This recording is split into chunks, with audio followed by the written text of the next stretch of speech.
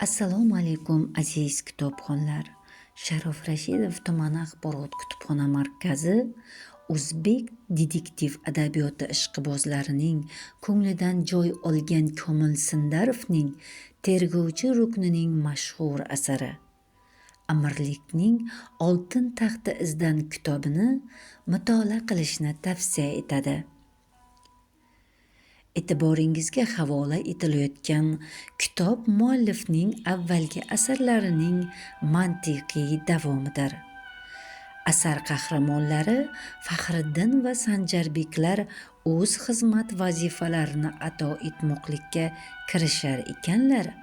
Bu gal ham ajoyibtovur voqealar kutilmagan jumboq bilan yuzma-yuz keladilar.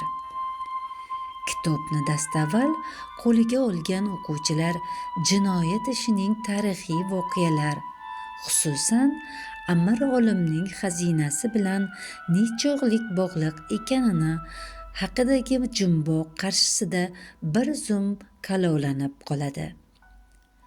Asar muallifning mahorati xuddi mana shu nuqtada bo'y ko'rsatadi. Kitobxon asar mutolaasi davomida yechimning tezroq yakun topishini qanchalik istamasin, muallif o'sha jarayongacha o'quvchini boshqa jinoyatlar, boshqa taqdirlar, boshqa muammolar girdobiga tortaveradi. Darvoqe, Tergovchi degan umumiy nomi ostida nashrga tayyorlangan mazkur detektiv seriya yozuvchi ijodining 10 ta kitobini o'z ichiga oladi.